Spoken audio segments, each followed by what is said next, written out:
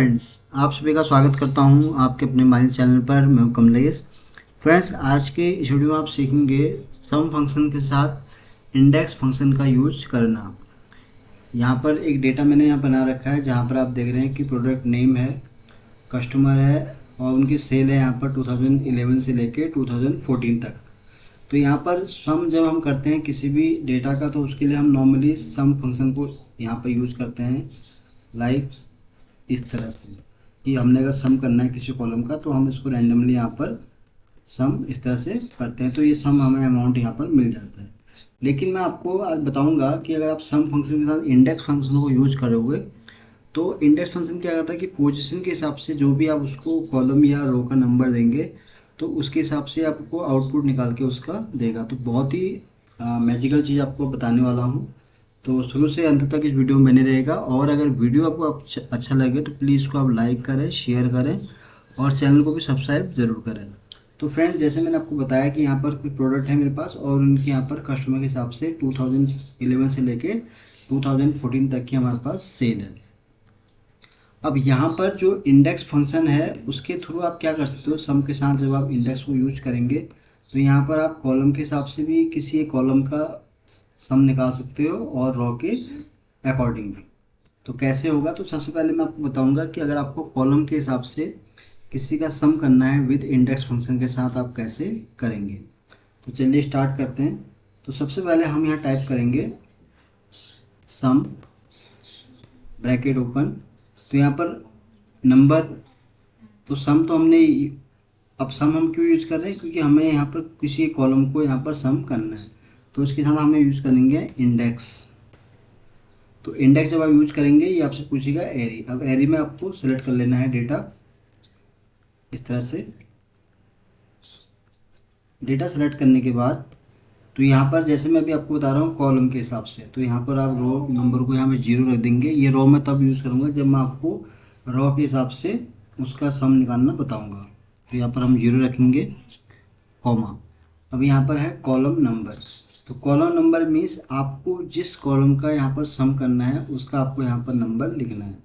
तो आप नंबर कैसे यहाँ पर जस्टिफाई करेंगे, तो यहाँ पर जैसे प्रोडक्ट है हमारे पास, प्रोडक्ट पहले कॉलम में है, कस्टमर सेकंड कॉलम में है, 2011 थर्ड कॉलम में। फॉर एग्जांपल अगर आपको 2011 का अगर यहाँ पर सम करना है तो उसके लिए आप यहाँ पर जो आपका कॉलम नंबर होगा वो हो जाएगा थर्ड। तो उसके साथ हम थर्ड करेंगे,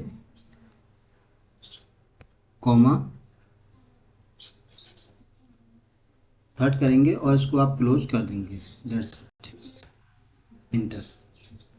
तो ये अब तो थर्ड का जो इसने सम दिखाया वो दिखाया यहाँ पर 171,884। अब हम चेक कर लेते हैं, अगर मैं इसका सम करता हूँ यहाँ पर नॉर्मल सम के फंक्शन के थ्रू तो कितना हमें आउटपुट दिखाता है। बिल्कुल सही है फ्रेंड्स, जो हमने ये सम के थ्रू यहाँ पे किया तो आप देख रहे हैं कि सेम वही सम का रिजल्ट हमें यहाँ निकल के आ गया है। तो ये तो मैंने आपको बताया कि इस तरह से आप कर सकते हैं। फॉर एग्जांपल अगर आपको लास्ट 2014 का अगर यहाँ पर सम चाहिए विद इंडेक्स फंक्शन के साथ तो यहाँ पर आप टाइप करेंगे some bracket open index, then आप यहाँ पर एरी सेलेक्ट कर लेंगे, पूरा जो टेबल है आपका। तो सेलेक्ट करने के बाद कॉमा, रो, यहाँ रो के लिए हम यहाँ 0 कर देंगे। कॉलम इंडेक्स, कॉलम का नंबर पूछा जा रहा है तो उसके लिए हमारा जो लास्ट है 2014 का चाहिए।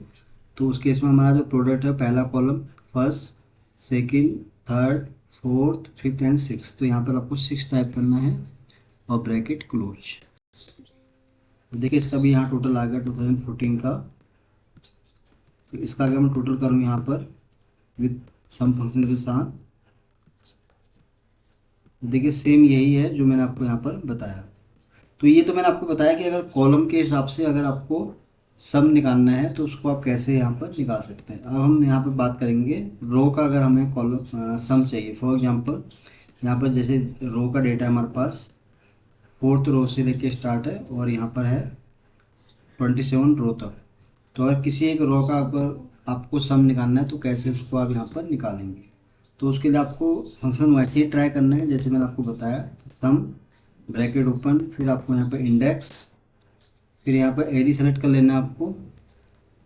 एरी सेलेक्ट करने के बाद कॉमा। अब यहाँ पर रो नंबर पूछ रहा है, कॉलम में हम क्या कर रहे थे कि हमने कॉलम का कोई नंबर दे रहे थे, तो उसके हिसाब से वो सम होके हमारे पास रिजल्ट आ रहा था। अब यहाँ पर बात हो रही है रो नंबर की।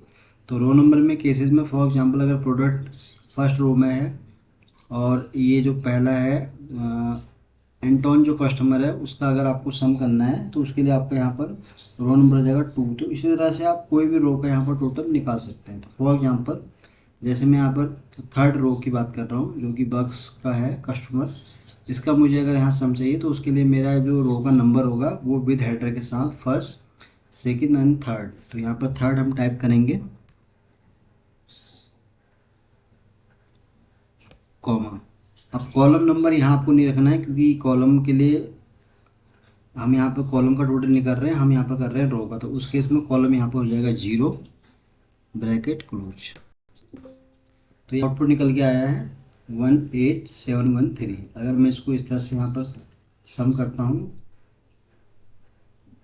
तो इसको हम चेक कर लेते हैं एक बार। तो मैंने यहाँ पर कौन से रो का दिया है पहले हम वो चेक कर लेते हैं।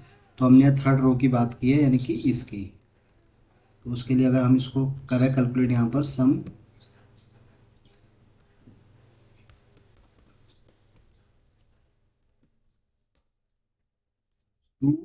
20763। तो ये इसका आई थिंक इसने क्या गलत दे दिया, बी 4 से लेके G27 था। एक बार हम फिर से ट्राई करते हैं इसको।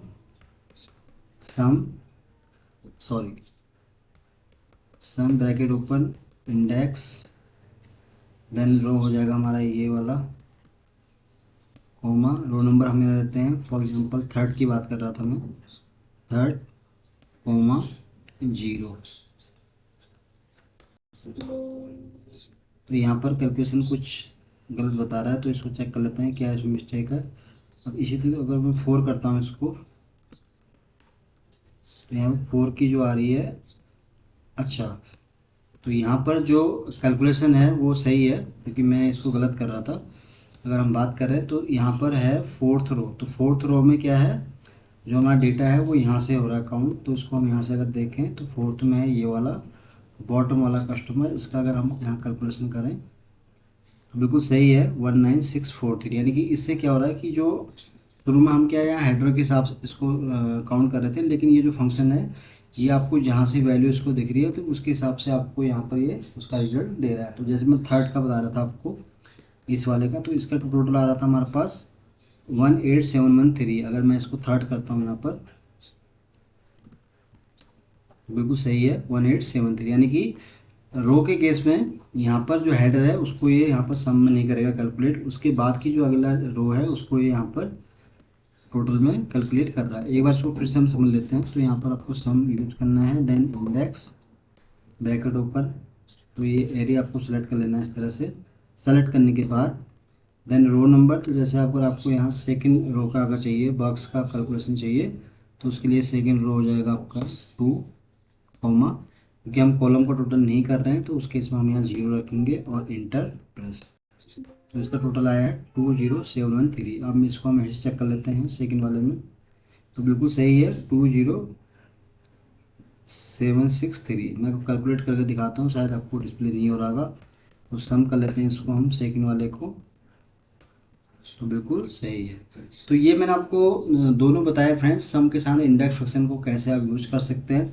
और पहले आप यहाँ पर डेटा आपके पास कोई है कॉलम में अगर कोई वैल्यू है तो उसको आप कैसे कॉलम के थ्रू भी सम कर सकते हैं विद इंडेक्स फंक्शन के साथ। और फिर उसके अपोजिट अगर रो का आपको किसी का अगर कैलकुलेशन करना है तो उसको आप कैसे कैलकुलेट कर सकते हैं। लेकिन इसमें एक डिफरेंस ये है कि कॉलम के केस में क्या है कि आपका वन टाइम में ही टोटल हो जाएगा, लेकिन अगर आप रो के हिसाब से करेंगे तो उस केस में आपको अलग अलग रो के हिसाब से उसका टोटल निकाल के देगा। तो फ्रेंड्स आज के इस वीडियो में मैंने आपको बताया बहुत ही आसान और सिंपल भाषा में कि अगर आपको सम के साथ इंडेक्स फंक्शन को जब आप यूज करते हैं तो आपको खाली उसका वहाँ पर कॉलम का नंबर या रो का नंबर देना होता है, जिसके हिसाब से आपको उसका टोटल आउटपुट निकल के आ जाता है। तो उम्मीद करता हूँ कि वीडियो आपको बहुत पसंद आया होगा। तो वीडियो अगर अच्छा लगा हो तो प्लीज़ इसको आप लाइक करें, शेयर करें और चैनल को भी सब्सक्राइब जरूर करें फ्रेंड्स, ताकि आपको इस तरह के जितने भी वीडियोज़ बनाऊँ उसका आपको अपडेट मिल सके। तो आज के लिए बस इतना ही है। जल्दी ही आऊँगा फिर आपके सामने एक नई वीडियो के साथ। तब तक के लिए आप अपना खुश रखें और अपना ध्यान रखें। Thank you so much.